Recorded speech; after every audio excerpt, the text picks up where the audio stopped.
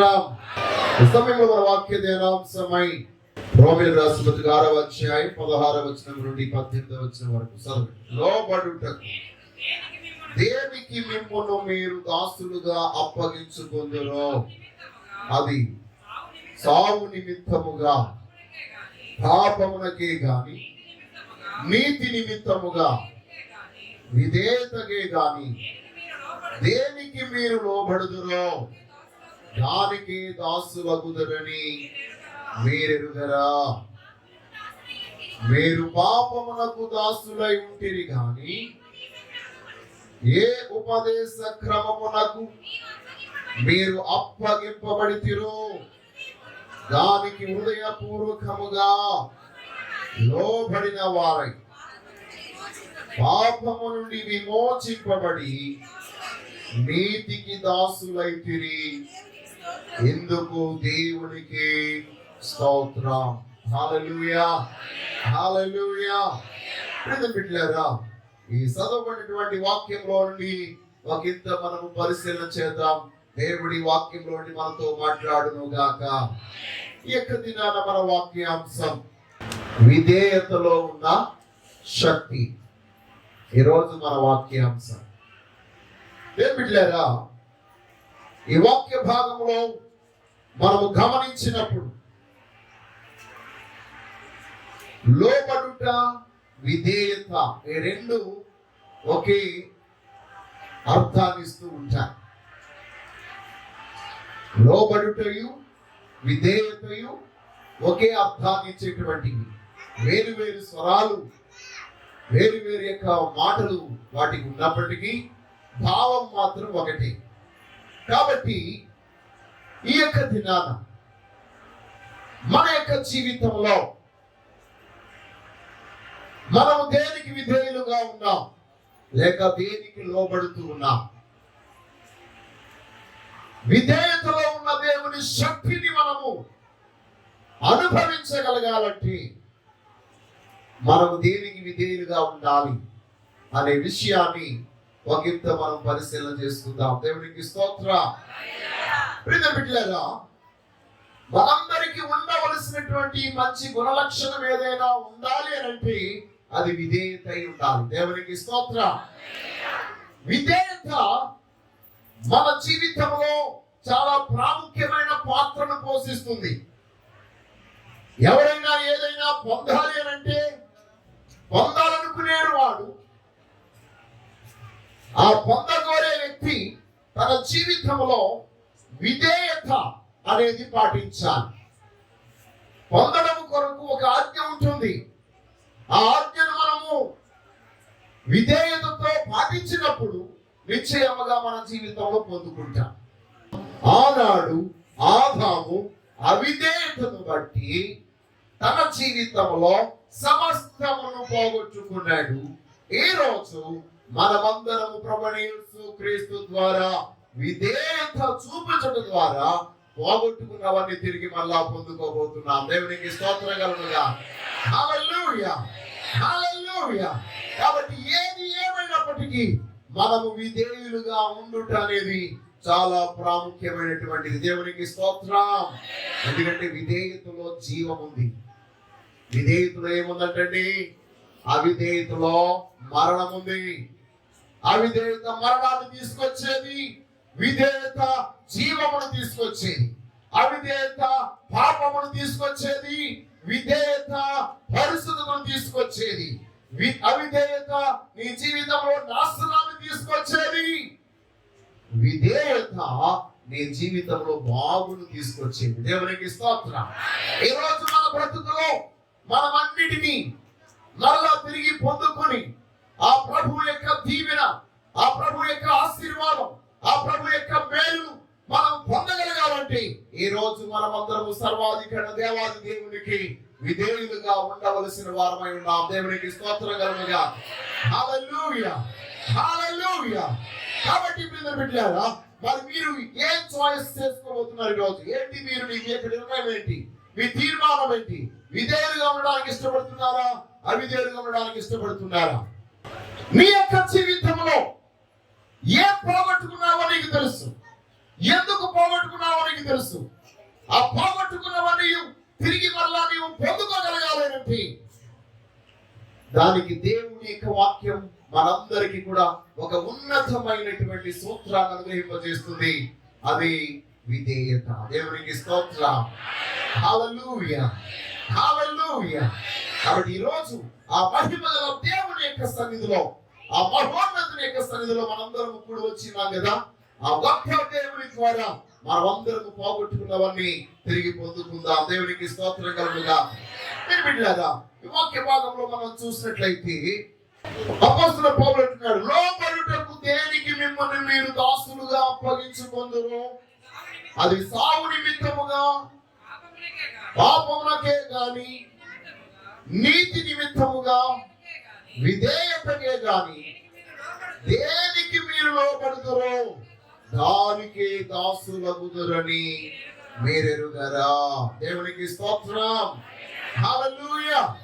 కాబట్టి బిడ్డలారా, మన యొక్క జీవితంలో ఆ 19వ వచనానికి వచ్చినప్పుడు మీ శరీర బలహీనతను బట్టి మనుషుల రీతిగా మాట్లాడుచున్నాను.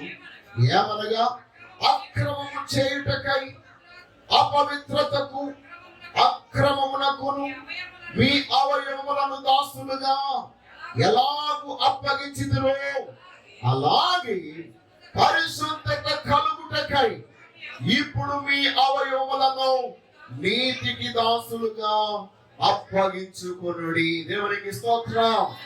మన యొక్క జీవితంలో పాపము, పరిశుద్ధత ఈ రెండు మన మధ్య ఉన్నాయి. ప్రియమైన వాళ్ళగా, ఈనాడు మానవుడు సహజముగా దేనికి దాసుడిగా ఉంటున్నాడు, దేనికి తొందరగా ఆకర్షితుడవుతున్నాడు, దేనికి తొందరగా బానిసైపోతున్నాడు, దేనికి తొందరగా తను లోపడుతూ ఉన్నాడు. ప్రియమైన వాళ్ళగా, ఇక్కడికి అపవిత్రమైనటువంటి డ్యాన్స్లు ఏదైనా తీసుకుని వస్తే మీ అందరిలో ఎక్కడ లేని ఉద్యోగం వచ్చేస్తుంది. కానీ జీవము కలిగిన దేవుడి వాక్యం చెప్పినప్పుడు మాత్రం ఆ ఉద్యోగం మనకి కనిపించట్లేదు. కారణం ఏంటి? తొందరగా ఆకర్షించేది అపవిత్రత. తొందరగా నీ యొక్క జీవితాన్ని, నీ జీవితంలో ప్రభావితం చేసేది పాపమే. కానీ పరిశుద్ధత కలిగిన వారముగా ఉండాలంటే, పవిత్రత కలిగిన వారముగా మనం ఉండాలంటే ఆ సర్వశక్తి దేవుని యొక్క సముఖములో ఈ విధముగా కూర్చుని జీవము కలిగిన దేవుని మాటలు వినాలి. అపవిత్రత ఎప్పుడు కూడా శరీర సంబంధమైనటువంటి విషయాలతో పురుకొల్పుతుంటుంది. పవిత్రత ఆత్మ సంబంధమైనటువంటి విషయాల ద్వారా పురుకొల్పబడుతుంది. నీ జీవితంలో పరిశుద్ధత కలిగి ఉండాలంటే దేవుని యొక్క వాక్యమును, దేవుని యొక్క ఆత్మను, దేవుని యొక్క నడిపింపునకు నువ్వు లోబడి ఉండాలి.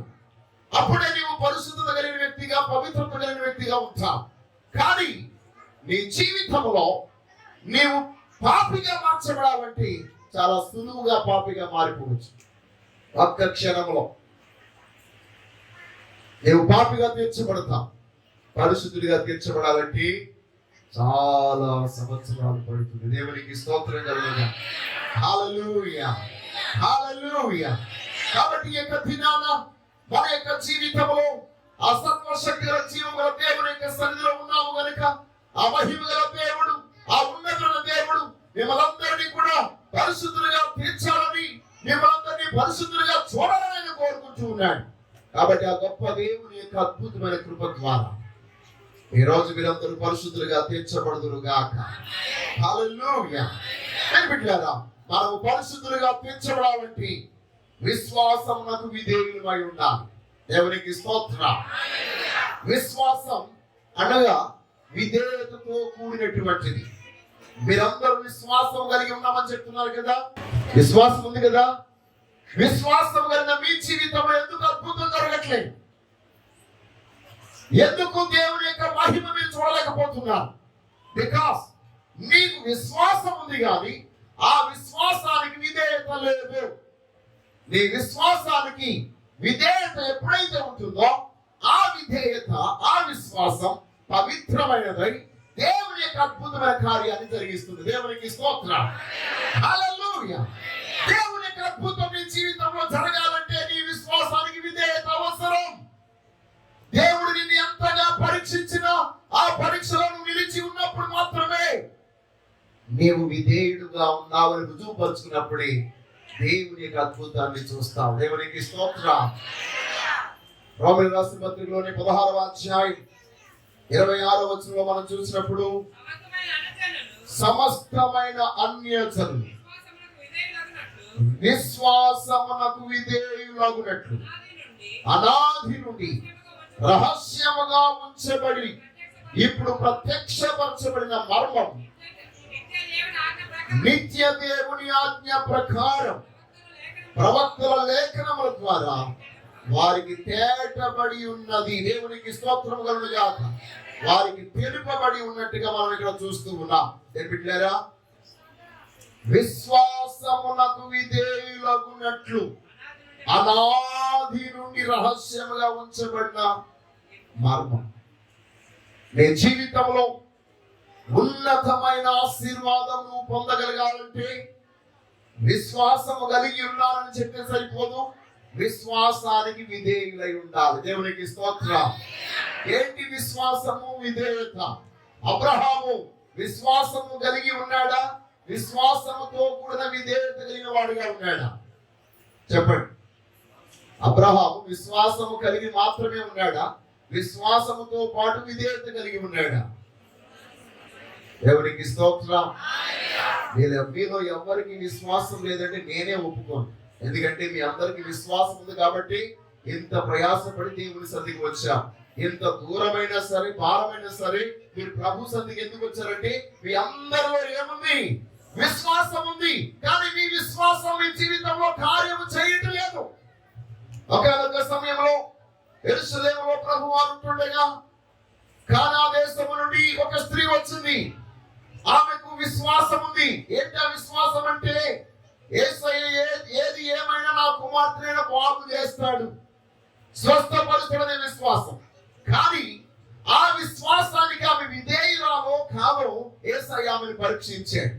ఆ పరీక్షలో ఆమె గెలిచింది. దేవునికి స్తోత్రం కలుగుగా. అందుకొరకే ప్రభు అన్నాడమ్మా, నీ విశ్వాసము గొప్పది. ఈ రోజు మనందరం విశ్వాసముతో దేవుని సన్నిధికి వచ్చాం.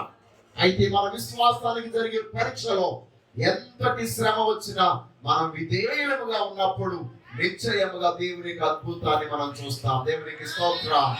హల్లెలూయా. కాబట్టి ఈ రోజు మన యొక్క విశ్వాసం విధేయతతో కూడినదై ఉండును గాక.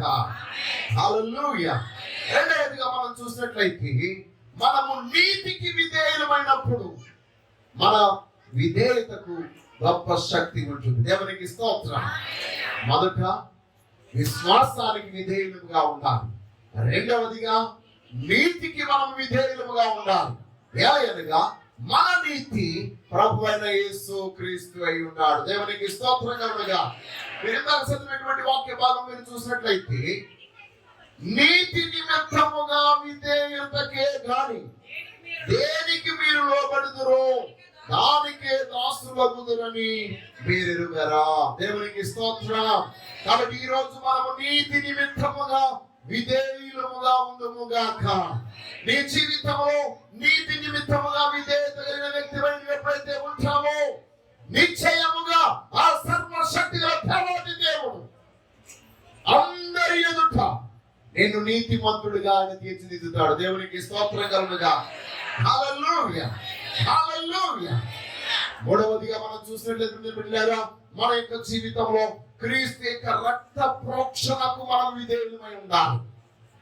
యేసు క్రీస్తు వారు సిందించిన రక్తములకు, ఆ యొక్క రక్తానికి మనం విధేయులమైనప్పుడు నీవు ఎంతటి ఘోరాతి ఘోరమైన పాపంలో ఉన్నా నీ పాపం అంతయు తొలగించబడి ఆ యొక్క రక్త ప్రోక్షణం ద్వారా నీవు పవిత్రుడిగా పరిశుద్ధుడిగా తీర్చబడుతూ ఉన్నావు. దేవునికి స్తోత్రం కలుగుగా. హల్లెలూయా.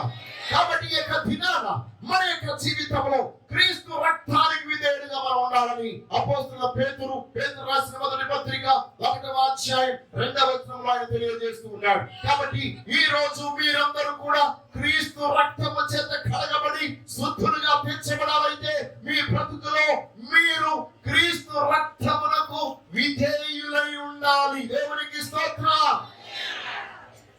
యేసు క్రీస్తు నీ కొరకు రక్తాన్ని కార్చి ఉన్నాడని నీవు అనుకుంటున్నావు కదా, విశ్వసిస్తున్నావు కదా. ఆ రక్తము నీ మీద ప్రోక్షించబడి నిన్ను శుద్ధినిగా పవిత్రునిగా చేయగలగాలంటే ఆ రక్తమునకు విధేయుడుగా ఉండాలి. దేవునికి స్తోత్రం కలుగునుగా. హల్లెలూయా. ఎందుకనగా విధేయులైన వారి మీదకే క్రీస్తు రక్తము ప్రోక్షించబడుతుంది. విధేయత గల వారి మీదకే క్రీస్తు రక్తం దిగి వస్తుంది. దేవునికి స్తోత్రం. కాబట్టి ఈ యొక్క దినాన ఆ గొప్ప దేవుని యొక్క రక్త ప్రోక్షణము ద్వారా మనము పరిశుద్ధులముగా తీర్చబడదము గాక. హల్లెలూయా. అంత మాత్రమే కాదు, మనము సత్యమునకు విధేయులముగా ఉండాలి. దేనికి విధేయులుగా ఉండాలంటండి? సత్యమునకు విధేయులమై ఉండాలి. సత్యము అనగా జీవము కలిగిన దేవుని వాక్యం. దేవునికి స్తోత్రం. పేతురు రాసిన మొదటి పత్రిక 1వ అధ్యాయం 14 మనం చూసినట్లయితే దేవుని వాక్యంలో మనం చూస్తున్నాం, ఆనాది నుండి ప్రారంభము నుండి మన యొక్క జీవితంలో దేవుడు మనల్ని కోరుకుంటుందేమనగా, నేను పరిశుద్ధుడనై ఉన్న ప్రకారము మీరును పరిశుద్ధులై ఉండాలనే రాయబడిన మాటకు మనము లోబడిన వారుగా ఉన్నప్పుడు, విధేయులముగా ఉన్నప్పుడు నిశ్చయముగా ఆ సర్వశక్తి గల దేవుని యొక్క అద్భుతమైనటువంటి శక్తిని మనం పొందుకుంటాం. దేవునికి స్తోత్రం కలుగునుగాక. ఈ రోజు సత్య వాక్యం మనతో చెప్తున్నటువంటి మాట, ఆయన సెలవించిన మాట, ఇదిగో నేను పరిశుద్ధుడను, మీరు నా వలె పరిశుద్ధులుగా ఉండాలి. నీ జీవితంలో జీవము గల దేవుని యొక్క శక్తిని అనుభవించాలని అనుకుంటున్నావు కానీ ఆయన ఎలా ఉన్నాడో అలాగే ఉండాలని మనం కోరుకుంటున్నాడు. అయితే ఆయన ఉన్నలాగున మనము రూపాంతరము చెందాలంటే, ఆయన ఉన్న రూపంలోనికి మనం రాగలగాలంటే ఏంటి ఆయన ఉన్న రూపం? ఆయన పోలిక ఏంటి? ఆయన స్వరూపం ఏంటి? ఆయన పోలిక, ఆయన స్వరూపం పరిశుద్ధతయే. ఎన్నటికి ఆయన సన్నిధికి అనుకూలమైనది పరిశుద్ధతయే గనుక పరిశుద్ధత లేకుండా ఏ వ్యక్తి కూడా దేవుని యొద్దకు రాలేడు, దేవుణ్ణి చూడలేడు, దేవుని ద్వారా మేలు పొందలేడు. ఈ రోజు నీ జీవితంలో దేవుని సత్య వాక్యమును అంగీకరించుతున్న నీవు ఆ సత్య వాక్యానికి విధేయుడవుతున్నావా, విధేయురాలు అవుతున్నావా? వాక్యం వినడం వేరు, వాక్యం చదవడం వేరు, వాక్యం తెలుసుకోవడం వేరు, వాక్యంలో మన యొక్క జీవితంలో అర్థం చేసుకోవడం వేరు, కానీ వాక్యానికి విధేయులవ్వడం వేరు. దేవునికి స్తోత్రం. నువ్వే స్థితిలో ఉన్నావు ఈరోజు? వాక్యం చదివే వ్యక్తిగా ఉన్నావా? వాక్యం వినే వ్యక్తిగా ఉన్నావా?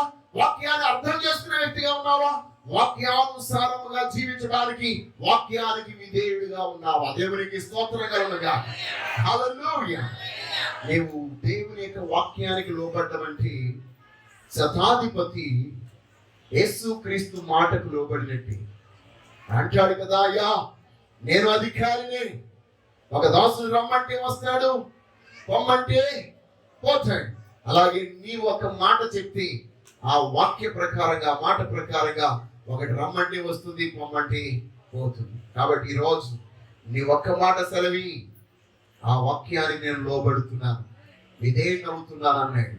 ఆ విధేయత తన గృహములో ఎన్నో దినాలుగా, సంవత్సరాలుగా దుఃఖముతో ఉన్నటువంటి ఆ వాతావరణం అంతటిని మార్చేసింది. దేవునికి స్తోత్రం కలుగునుగా. హల్లెలూయా. చాలా మంది అనుకుంటారు, నేను దేవుని దగ్గరికి వస్తున్నాను, నా జీవితంలో ఏ కార్యం జరగలేదు, వాళ్ళందరూ బ్రతుకులు అద్భుతం జరుగుతుంది కానీ నా బ్రతుకులు అద్భుతం జరగట్లేదు అనుకుంటూ ఉంటారు. కారణం ఏమనగా మీరందరూ అందరిలాగా వచ్చారు, అందరిలాగే వాక్యం వింటున్నారు, అందరిలాగే వాక్యాన్ని కూడా చదువుతున్నారు, కానీ అందరూ వాక్యమునకు విధేయులగినట్లు మీరు వాక్యానికి విధేయులవ్వడం లేదు. దేవునికి స్తోత్రం. హల్లెలూయా, హల్లెలూయా. కాబట్టి ఈ రోజు మనమందరము కూడా జీవము కలిగిన దేవుని వాక్యమునకు విధేయులముగా ఉందుము గాక. ఎప్పుడైతే మీరు విధేయులవుతారో నిశ్చయముగా దేవుని యొక్క స్వస్థత మీ శరీరంలోనికి వస్తుంది. దేవునికి స్తోత్రం కలుగునుగా. మీ బ్రతుకుల్లో మార్పు కలుగుతుంది, పరిస్థితులన్నీ మార్పు చెందుతాయి. జీవము గల దేవుని ఆశీర్వాదానికి మీరు వారసులుగా ఉంటారు. దేవునికి స్తోత్రం కలుగునుగా. హల్లెలూయా. తర్వాత మనం చూసినట్లయితే బిడ్డలారా, 5వదిగా మనము క్రీస్తునకు విధేయులుగా ఉండాలి. దేవునికి స్తోత్రం. హల్లెలూయా. ఎవరికి విధేయులుగా ఉండాలంటే క్రీస్తునకు విధేయులుగా ఉన్నప్పుడు. కొరింథీయులకు రాసిన 2వ పత్రిక 10వ అధ్యాయం 15వ వచనంలో మనం చూసినట్లయితే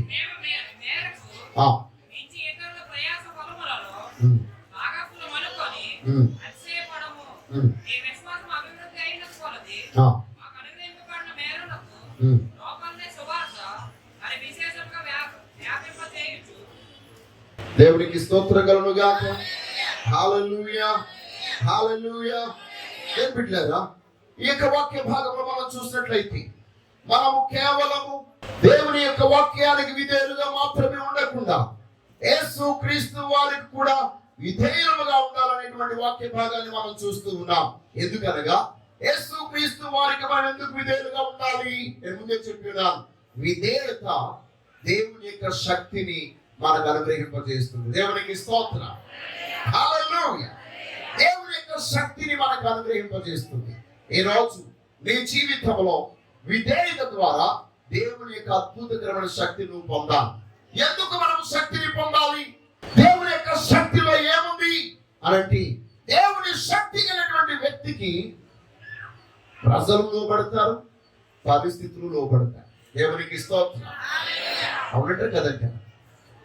నీ జీవితంలో నీవు దేవునికి విధేయుడై ఉండు. అందుకొరకే యాకోబు భక్తుడు అంటున్నాడు, యాకోబు పత్రికలో మనం చూసినట్లయితే, నీవు దేవునికి లోబడు, అపవాదిని ఎదిరించు, అప్పుడు వాడిని ఎదిరించి పారిపోవు.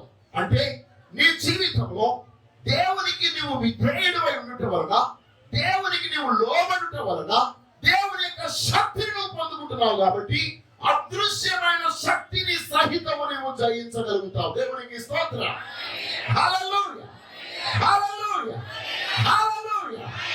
ఈరోజు మన మాట మన ఇంట్లో మన పిల్లలే వినరు. కారణం ఏంటి? నువ్వు ఎంత గట్టిగా మాట్లాడినా ఆ మాటలో శబ్దము తప్ప శక్తి లేదు. దేవునికి స్తోత్రం. ఈ రోజు నుంచి మన యొక్క మాటలో శబ్దం మాత్రమే కాదు, దేవుని శక్తి దిగి వచ్చునుగాక. బిడ్డలారా, లేఖన భాగంలో మనం చూసినట్లయితే మత్తయి సువార్తలో మనం గమనించినప్పుడు 8వ అధ్యాయం 27వ వచనంలో, ఆయన గాలిని సముద్రమును గద్దింపగా అవి ఆయనకు లోబడి ఉన్నాయి. అప్పుడు ప్రజలందరూ అన్నారు, ఈయన ఎవరో? ఈయనకు గాలియు సముద్రమును లోబడుచున్నామని వారు చెప్పుకున్నారు. దేవునికి స్తోత్రం కలుగునుగా.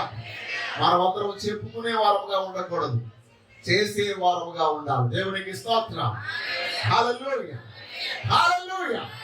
కాబట్టి బిడ్డలారా, శక్తి దేవుని యొక్క కార్యాలు నీ ద్వారా జరిగించుటకు సాధనమవుతుంది. ఆ దేవుని యొక్క శక్తిని మీరు పొందాలంటే విధేయత కలిగి ఉండాలి. ఎందుకు మనం విధేయత కలిగి ఉండాలని తెలియజేశాను. విధేయత మనను పరిశుద్ధులుగా తీరుస్తుంది, విధేయత మనల్ని పవిత్రులుగా చేస్తుంది, విధేయత మనం నీతిమంతులుగా చేస్తుంది, విధేయత మనం దేవుని యొక్క శక్తి పొందుకునే వారుగా చేస్తుంది. అంతేకాదు ప్రియమైన బిడ్డలారా, మన యొక్క జీవితంలో విధేయత కలిగిన వారముగా ఉన్నప్పుడు దేవుని యొక్క పరిశుద్ధాత్మ శక్తిని మనం పొందుకుంటాం. దేవునికి స్తోత్రం కలుగునుగా. హల్లెలూయా. లేఖన భాగంలో మనం చూద్దాం. అపోస్తుల కార్యములు 5వ అధ్యాయం 32వ వచనం. మేము దేవుడు తనకు విధేయులైన వారికి అనుగ్రహించు పరిశుద్ధాత్మయు. దేనికంటండి? ఈ సంగతులకు సాక్షులమై ఉన్నామని చెప్పి. దేవునికి స్తోత్రం. ఇక్కడ అపోస్తలుడైన పౌలు ఏం చెప్తున్నాడండి? అపోస్తలుడైన పేతురు చెప్తున్న మాట ఇది. అపోస్తలుడు పౌలు కాదు, అపోస్తలుడైన పేతురు చెప్తున్నటువంటి మాట. మేమును దేవుడు తనకు విధేయులైన వారికి ఆయన అనుగ్రహించు పరిశుద్ధాత్మ. దేవునికి స్తోత్రం కలుగునుగా. విధేయులైన వారికి దేవుడు పరిశుద్ధాత్మను ఇస్తున్నాడా? అవిధేయులైన వారికి పరిశుద్ధాత్మ దేవుడు ఇస్తున్నాడా? అందుకొరకే 2వ అధ్యాయంలో కూడా అపోస్తలుల 2వ అధ్యాయంలో కూడా 36, 37, 38 వచనాలు మనం చూసినప్పుడు అక్కడ కూడా విధేయులైనటువంటి వారికి దేవునికి స్తోత్రం కలుగునుగాక. సువార్తకు విధేయులైనటువంటి వారికి, దేవుని బిడ్డలుగా తీర్చబడినటువంటి వారికి పరిశుద్ధాత్మ అను వరము అనుగ్రహించబడుతుంది అని చెప్పి ఉన్నాడు. ప్రియ బిడ్డారా, ఈ యొక్క దినాన మనందరము కూడా ఇక్కడ కూడి వచ్చి మనందరము కూడా విధేయత ద్వారా దేవుడు అనుగ్రహించి పరిశుద్ధాత్మాభిషేకముతో ఎప్పుడైతే నింపబడతామో, దేవుని అభిషేకం, దేవుని యొక్క అధికారం, దేవుని యొక్క ఆత్మశక్తి మన జీవితంలో మనము కలిగి ఉంటాం. దేవునికి స్తోత్రం. అప్పుడు నీ జీవితంలో రోగం మీద నీకు అధికారం ఉంటుంది, పరిస్థితులపై నీకు అధికారం ఉంటుంది, నీ ఇంట్లో ఉన్నటువంటి సమస్యలన్నిటి పైన నీకు అధికారం ఉన్న వ్యక్తిగా ఉంటావు. దేవుడు నీకు ఇచ్చిన అధికారము నిన్ను వేధిస్తున్నా, నిన్ను బాధిస్తున్నా అదృశ్యమైన శక్తుల నుండి విడుదల పొందుట కొరకు, వాటన్నిటి నుంచి విడుదల పొందుట కొరకై నీవు దేవుని శక్తిని ఈ రోజు పొందుకోవాలంటే దేవుని యొక్క సముఖంలో దేవుని యొక్క నీతికి పరిశుద్ధతకు నీవు విధేయుడిగా ఉండాలి. దేవునికి స్తోత్రం కలుగుగాక. హల్లెలూయా.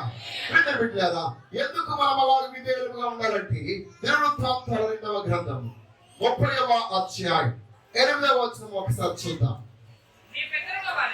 మీ పితరుల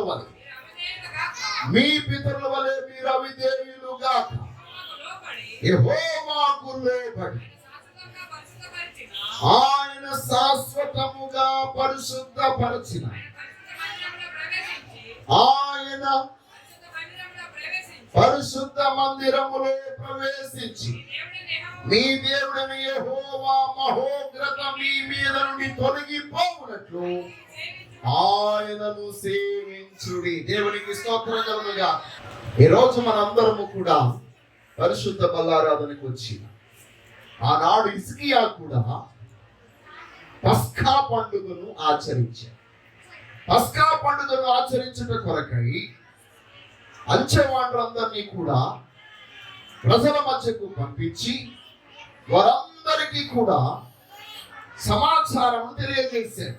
ఏంటంటే, శేషించినటువంటి మనం దేవుని యొక్క మాటకు లోబడి పస్కాను ఆచరించినట్లయితే మనం ఎప్పటికీ కూడా ఎవ్వరికి బానిసలముగా దాసులుగా ఉంటాం, సర్వాధికారైన దేవుణ్ణి మాత్రమే సేవించే వారముగా ఉంటామని హిజ్కియా ప్రజలందరికీ తెలియజేశాడు. ఈ యొక్క అధ్యాయం అంతా మీకు చదివితే అర్థమవుతుంది. ఆ సమయంలో జెబూలూను నఫ్తాలి ప్రాంతంలోనికి వెళ్ళి ప్రజలు అంచెగాండ్రు అంటే సమాచారం అందించే వాళ్ళు చెప్పినప్పుడు వారు అన్నారు కదా, మేము లోబడం, మేము ఈ పని చేయవలసిన పని మాకు లేదు అని ఎగతాళి చేశారట. దేవునికి స్తోత్రం కలుగుగా. మరి ఏం చేశారటండి? ఎగతాళి చేశారు, అవమానపరిచారు. కానీ కొందరైతే, ఆ మాట మీకు 10వ వచనం తెలుస్తుంది మీకు, అంచెవాళ్ళు జెబూలూను దేశం వరకును ఎఫ్రాయిము మనస్సెల దేశం ఉన్న ప్రతి పట్టణమునకును పోయి దాని అచ్చటి వారు ఎగతాళి చేసి వారిని అపహసించిరి. దేవునికి స్తోత్రం కలుగుగా. హల్లెలూయా. అవిధేయులు అపహాస్యాలు చేస్తూ ఉంటారు, అవిధేయులు ఎగతాళి చేస్తూ ఉంటారు. దేవుని కార్యాలు ఈనాడు కూడా చాలా మందికి ఎగతాళిగా ఉంటాడు. దేవుని యొక్క మహిమ వారికి అర్థము కాదు కాబట్టి వారు ఎప్పుడు కూడా దేవుని వాక్యము చదువుట గాని వాక్యానుసారమైన జీవితం గాని వారు లేదు కనుక వారు ఎగతాళి చేసే గుంపులో వారు ఉంటున్నారు.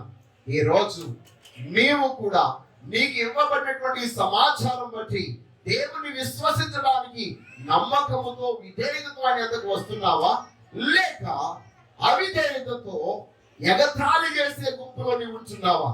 ఎగతాళి చేసే వాళ్ళ జీవితంలో అద్భుతాన్ని పొందలేరు. దేవునికి స్తోత్రం. ఎవరైతే విధేయులై ఉంటారో వారు దేవునికి లోబడి ఆయన్ని సేవిస్తారు. ఈ యొక్క వాక్య భాగంతో మనం చూసినట్లయితే అందుకొరకే ఈ యొక్క భక్తుడు హిజ్కియా అంటున్నాడు, మీ పితరుల వలె మీరు అవిధేయులుగాక దేవునికి లోబడండి. ఆ మాట చెప్పినప్పుడు ఆ యొక్క దేశంలో అనేక మంది ప్రజలు గుంపులు కూడి దేవుని సన్నిధికి కృంగిన మనసుతో వచ్చారట. దేవునికి స్తోత్రం. ఎగతాళి చేసే వాళ్ళు ఉన్నారు, కృంగిన మనసుతో దేవుని సన్నిధికి తమ హృదయాలను కుమ్మరించుకోవడానికి వచ్చిన వాళ్ళు కూడా ఉన్నారు. ఆ మాట 11వ వచనం మనం చూస్తాం. వారిలో నుండి కొందరు కృంగిన మనసుతో యెరూషలేమున వద్దకు వచ్చి దేవునికి స్తోత్రం కలుగుగాక. అంతేకాదు యెహోవా ఆజ్ఞను బట్టి రాజును అధిపతులు చేసిన నిర్ణయము నెరవేర్చినట్లు యూదాలోని వారికి మనస్సు ఏకము చేయుటకై దేవుని హస్తం వారికి తోడ్పడెను. కావున 2వ నెల యందు పులియని రొట్టెల పండుగ ఆచరించుటకై అతి విస్తారమైన సమాజముగా బహుజనులు యెరూషలేములో కూడిరి. దేవునికి స్తోత్ర. ఈ లేఖన భాగం అంతయు మనం పరిశీలన చేసినప్పుడు బిడ్డలారా, వాళ్ళందరూ కూడా ఎంత పవిత్రతతో, ఎంత విశ్వాసముతో, ఎంత ఏక మనసుతో దేవునికి విధేయులై వచ్చినారో ఈ అధ్యాయం అంతా మనం చూస్తాం. ఇంకా చూసినట్లయితే వారిలో కొందరటండి సిద్ధపాటు లేకుండానే దేవుని యొక్క సన్నిధిలోనికి వచ్చి ఈ పస్కాలో ఆచరించి వారు ఆ పస్కాలో పాలు పొంది ఉన్నప్పుడు ఆ సమయమందు హిజ్కియా ఆ సత్యాన్ని ఎరిగిన వాడై దేవుని యాజకులు చేయవలసిన పని, యాజకులు దేవునికి మొరపెట్టాలి. కానీ హిజ్కియా వాళ్ళందరి దోషం వారి మీద పడకుండా నిమిత్తం వారిని బాగు చేయమని ప్రభు సముఖంలో ప్రార్థన చేసినప్పుడు యెహోవా హిజ్కియా ప్రార్థన ఆలకించి జనులందరినీ స్వస్థపరచనే మాట 20వ వచనంలో మనం చూస్తాం. ఎందుకంటే 19వ వచనం చూసిన పరిశుద్ధ స్థలం యొక్క శుద్ధీకరణ చొప్పున తను పవిత్ర పరచుకొనకయే తమ పితరుల దేవుడైన యెహోవాను ఆశ్రయింప మనస్సు నిలుపుకొనిన ప్రతి వారి నిమిత్తము దయగలిగి యెహోవా ప్రాయశ్చిత్తము చేయమని హిజ్కియా ప్రార్థించగా దేవునికి స్తోత్రం కలుగుగా. ఒకవేళ మన యొక్క జీవితంలో ఈ పరిశుద్ధ బలలో పాలుభాగస్తులవడానికి వచ్చినటువంటి మనం శుద్ధీకరణ సంబంధమైనటువంటి క్రియలు పాటించకయే ఒకవేళ మనము ఈ యొక్క పరిశుద్ధ బలలో పాలు పొందుకోవాలని మనస్సు నిలుపుకొని సిద్ధపాటు అనేది లేకుండా గత దినాన సిద్ధపాటు ప్రార్థన జరిగింది. అందుకొరకు ఈ ప్రజలు పరిశుద్ధ స్థలం యొక్క శుద్ధీకరణము చొప్పున తన్ను పవిత్రపరచుకొనకయే వారందరూ కూడా ఈ యొక్క పవిత్ర కార్యంలో పాలిభాగస్తులయ్యారట. కాబట్టి అలాగ పవిత్రపరచబడకుండా పవిత్రమైన కార్యంలో పాలిభాగస్తులైన వారి మీదకి రోగం వస్తుంది, సమస్య వస్తుంది, శోధన వస్తుంది. అది రాకుండా నిమిత్తము హిజ్కియా వారందరి కొరకు ప్రార్థన చేయగా యెహోవా వారందరినీ స్వస్థపరిచాడు. దేవునికి స్తోత్రం కలుగుగాక. హల్లెలూయా, హల్లెలూయా. ఈ యొక్క దినము ఎవరైనా ఒకవేళ ఈ పరిశుద్ధ కార్యక్రమంలోనికి, ఈ పరిశుద్ధ బల్లారాధనలోనికి శుద్ధీకరణ సంబంధమైనటువంటి ఆ కార్యక్రమమును చేయకయే, సిద్ధపాటు లేకయే, పవిత్ర పరచబడకలకే దేవుని మీద మీరు మనసు నిలుపుకున్న వారై, ఆసక్తి కలిగిన వారై దేవుని సన్నిధికి వచ్చి ఈ యొక్క పరిశుద్ధ బలలో పాలిభాగస్తులుగా ఉన్నట్లయితే సర్వశక్తి గల దేవాది దేవుడు ఈ రోజు మిమ్మల్ని శుద్ధీకరణ చేసి పవిత్రపరిచి స్వస్థపరచునుగా కానీ మీ కొరకు నేను ప్రార్థన చేస్తున్నాను. దేవునికి స్తోత్రం. ఇది అన్ని సమయాల్లో జరగదు, అకస్మాత్తుగా అవకాశం లేని సమయంలోనే జరుగుతుంది. మీ అందరికి అవకాశాలు ఉన్నాయి, వాళ్ళందరికి అవకాశం లేదన్నాడు. They don't have time to prepare themselves. కారణం ఏమనగా కబురు పెట్టగానే వారు వచ్చేసారు. మీకు ఎప్పటి నుంచో కబుర్లు ఉన్నాయి. దేవునికి స్తోత్రం కలుగుగా.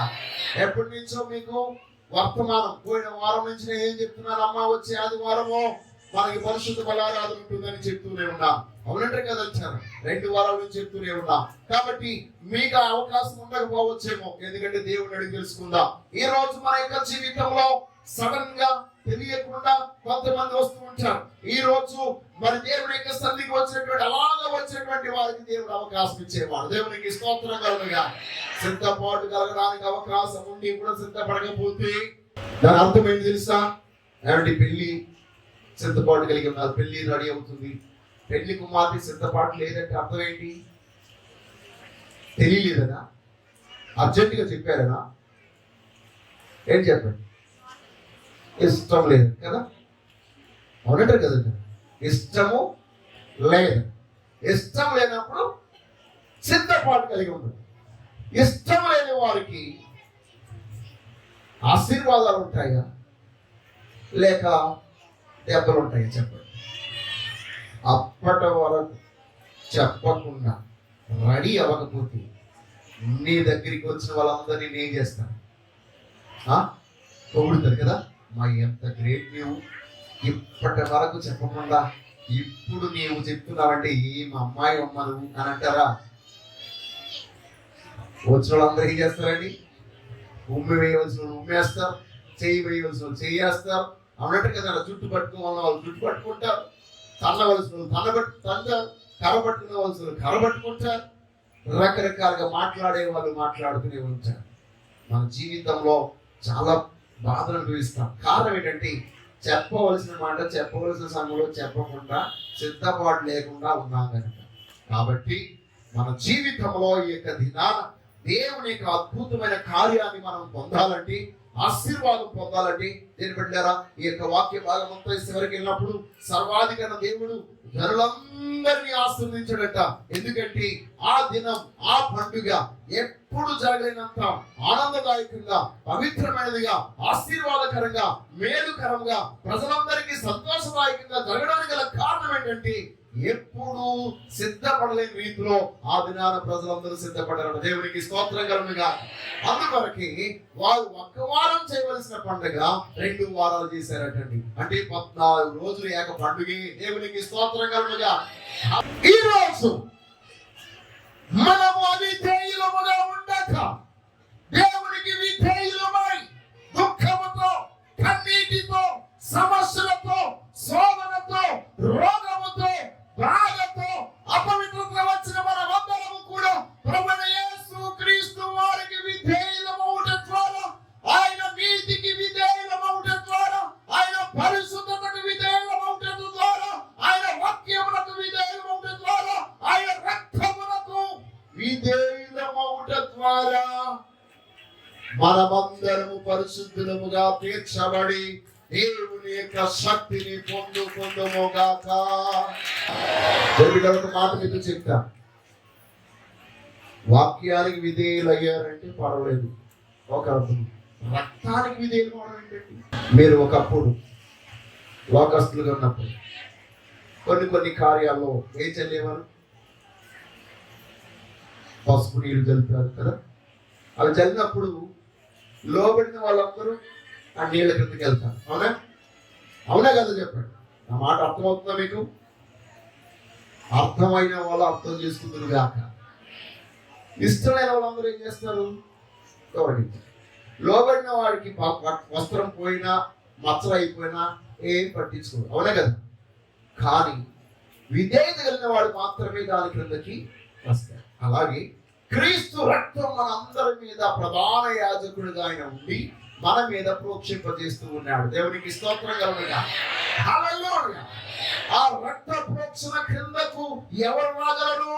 విధేయులైన వారు మాత్రమే రాగలరు. దేవునికి స్తోత్రం కలుగునుగాక. మనము విధేయులుగా ఉండాలని దేవుడు కోరుకుంటున్నాడు. మీకు చెప్పినప్పుడే విధేయులు అవుతారా? ఎంత చెప్పినా విధేయులు కాకుండానే ఉంటారా? అలాంటి వారిని కూడా విధేయులతో చేయడానికి దేవుడి దగ్గర ఒక సాధనం ఉందట. దేవునికి స్తోత్రం కలుగునుగా. యోగ భక్తులు అంటే ఎవరైనా చెప్పిన మాట వినకుండా, వారిని ఎన్నిసార్లు హెచ్చరించినా లోబడకుండా ఉంటే వారిని విధేయులుగా చేయడం ఎలాగో ఆయనకి తెలుసటండి. చూడండి, యోగ గ్రంథంలో మనం చూసినట్లయితే 36వ అధ్యాయం 15వ వచనం, శ్రమ పడు వారికి కలిగిన శ్రమ వలన ఆయన విడిపించు, బాధ వలన వారిని విధేయులుగా చేయును. దేవునికి స్తోత్రం కలుగుగాక. హల్లెలూయా, హల్లెలూయా. కారణం ఏమనగా ప్రియమిత్రులారా, సర్వశక్తి కలిగినటువంటి దేవానికి మనందరినీ విధేయులుగా చేయడం శక్తిమంతుడిగా ఉన్నాడు. ఎందుకంటే బాధ వలన మనకు విధేయతను నేర్పించి ఆయన అనుగ్రహించే ఆశీర్వాదములో మనందరినీ పాలుభాగస్తులు చేస్తాడు. దేవునికి స్తోత్రం. హల్లెలూయా. కాబట్టి ఈ యొక్క దినాన మనమందరము విధేయులుగా ఉండి ప్రభు యొక్క కృపకు పొందుకున్న వారమై, ఆయన యొక్క బాధ గాని రోగము గాని మన దగ్గర రాకుండా ముందే ప్రభు యొక్క సన్నిధిలో మనము ప్రభుకి సమర్పించుకుందాం. దేవునికి స్తోత్రం కలుగునుగా. హల్లెలూయా, హల్లెలూయా. ఎందుకంటే విధేయత మనల్ని నిత్య జీవములోనికి నడిపిస్తుంది. అవిధేయత దేవుని ఉగ్రతలోనికి నడిపిస్తుంది. యోహాను సువార్త 3వ అధ్యాయం 36వ వచనం మనం చూసినట్లయితే, కుమారుని యందు విశ్వాసం ఉంచువాడి నిత్య జీవము గలవాడు, కుమారునికి విధేయుడు కానివాడు జీవము చూడడు గాని దేవుని ఉగ్రత వాని మీద నిలిచి ఉండును. దేవునికి స్తోత్రం. హల్లెలూయా. కాబట్టి మన యొక్క జీవితంలో మనమందరము కూడా సర్వశక్తి గల దేవాది దేవునికి, ఆయన వాక్యములకు, ఆయన యొక్క కృపకు మనం విధేయులమై, విశ్వాసములకు విధేయులమై ప్రభు కృప మనం పొందుకుందాం. ఆ గొప్ప దేవుని యొక్క ఆశీర్వాదాలను అనుభవిద్దాం. దేవునికి స్తోత్రం కలుగును గాక. హల్లెలూయా. ఎందుకనగా విధేయత దేవుని యొక్క వాక్యమును నీలోనికి పంపించి నీలో అది దేవుని యొక్క శక్తిగా మార్చబడినట్లు చేస్తుంది. దేవునికి స్తోత్రం కలుగును గాక. దేవుని వాక్యం నీలోనికి రూపాంతరం చేసి ఆ వాక్యము దేవుని శక్తిగా మార్చబడినట్లు నీలో విశ్వాసాన్ని పుట్టింపజేస్తుంది. దేవునికి స్తోత్రం కలుగును గాక. హల్లెలూయా. ఆ విశ్వాసం దేవుని యొక్క నిత్య జీవాన్ని నీలో కలిగింపజేస్తుంది. దేవునికి స్తోత్రం కలుగును గాక. కాబట్టి ఈ యొక్క దినాన మనము క్రీస్తులకు లోబడిన వారమై ఉండాలి. ఆయన యొక్క రక్తములకు లోబడిన వారమై ఉండాలి. ఆయన యొక్క వాక్యానికి లోబడిన వారమై ఉండాలి. ఎప్పుడైతే నువ్వు లోబడతావో నీలో రూపాంతరము చెందుతుంది, నీలో మార్పు కలుగుతుంది. నీవు ఒక ఉన్నతమైన వ్యక్తిగా మార్చబడతావు, సమాజంలో గౌరవం కలిగిన వ్యక్తిగా మార్చబడతావు, నీతి న్యాయం కలిగిన వ్యక్తిగా మార్చబడతావు, అందరి చేత మన్నన పొందిన వ్యక్తిగా ఉంటావు, అందరి చేత దూషించబడే వ్యక్తిగా నీవు ఉండవు. ఈ రోజు తల్లిదండ్రులకు విధేయులైన వాడు, గురువులకు విధేయులైనటువంటి వారు, సంఘ కాపరికి విధేయులైనటువంటి వారు, సమాజంలో ఉన్న పెద్దలకు విధేయులైనటువంటి వారు ఎవరు చెడిపోయినట్టు అక్కడ లేదు. ఈ రోజు మనందరం సర్వశక్తి గల దేవాది దేవునికి విధేయులమని నిరూపించుకోగలగాలంటే జీవము కలిగిన దేవుని యొక్క మాటకు మనం లోబడిన వారమై ఉండాలి. దేవునికి స్తోత్రం కలుగును గాక. హల్లెలూయా. కాబట్టి దేనికి మీరు విధేయులవుతున్నారో దానికి దాసులు అవుతారు. మీరు దేనికి విధేయులైతే దానికి దాసులు అవుతారు. ఏంటి విధేయత అంటే ఏంటి? సెల్ ఫోన్ మీతో మాట్లాడుతుంది, తెలుసా మీకు సంగతి? సెల్ ఫోన్ ఒక భాష ఉంది, త్రాగుడికి ఒక భాష ఉంది, సిగరెట్కి ఒక భాష ఉంది, చెడు మాటలకు ఒక భాష ఉంది, చెడు వ్యసనాలకు ఒక భాష ఉంది. అవన్నీ మీతో మాట్లాడుతూ ఉంటాయి. మీరు చాలా సందర్భాలు అనుకుంటారు, నేను దీన్ని ముట్టుకోను, నాతో మాట్లాడు, ఈ నోటి మాటలు నా నోటి నుంచి చెడు మాటలు రాలేవు, లేకపోతే చెడు చూడను, చెడు వినను, చెడున్న చోటకి వెళ్ళను అని అనుకుంటూ ఉంటారు. బట్ టైం వచ్చినప్పుడు ఆ సమయానికి నీ మనసులో ఒక స్వరం వినబడుతుంది. దాన్ని మనము సెల్ఫ్ కంట్రోల్ తప్పామంటాం, ఆశా నిగ్రహం లేదు అని అంటాం. అవునా కదండి? కానీ ఒక మాట చెప్పండి, ప్రార్థన చేసుకోవాలనుకుంటాం, వాక్యం చదవాలనుకుంటాం, లేక దేవుడి సన్నిధికి వెళ్ళాలనుకుంటాం, దేవుడి మాట వినాలనుకుంటాం. కానీ ఆ సమయానికి ఎవరికి మనం లోబడుతున్నాం? ఒకసారి మనం పరీక్షించుకుందాం. To whom you are obeying. ఏక ఆజ్ఞ మీ ఆంతర్యంలో 2 ఆజ్ఞలు ఉన్నాయి. ఏ ఆజ్ఞకు మీరు లోబడుతున్నారు? అందువరకే అపోస్తలుడు పౌలు అంటున్నాడు, నాలో 2 నియమాలు ఉన్నాయి, ఒకటి శరీర నియమం, ఒకటి ఆత్మ నియమం. నేను ఏ నియమానికి లోబడుతున్నాను? నేను ఆత్మ నియమానికి లోబడదాం అనుకున్నా, నా శరీర నియమం నన్ను లోపరుచుకుని లోకి వెళ్ళిపోతుంది. అయ్యో, నేను ఎంతో దౌర్భాగ్యుడను, ఇంటి మరణమునకు లోనైన నా శరీరాన్ని ఎవరు విడిపించగలరు అని కేకలు వేస్తున్నాయి. ఏ రోజు ఎవరు విడిపించగలరని కేకలు వేసిన ఆ పౌలు మనకి జవాబిచ్చాడు, ప్రభువైన యేసు క్రీస్తులో మనకి సంపూర్ణమైన విడుదల ఉంది. దేవునికి స్తోత్రం కలుగును గాక. హల్లెలూయా.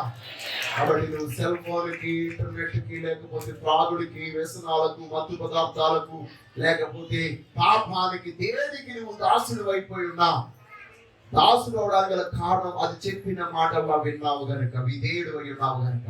అలాగే ఈ రోజు ఆ అవయవాలన్నిటినీ కూడా, ఈ కన్నును, ఈ చెవిని, ఈ చేతిని, ఈ నోటిని, ఈ ముక్కును, ఈ పాదాలను, వీటన్నిటినీ ఈ రోజు ఎవరికి లోపరుద్దాం?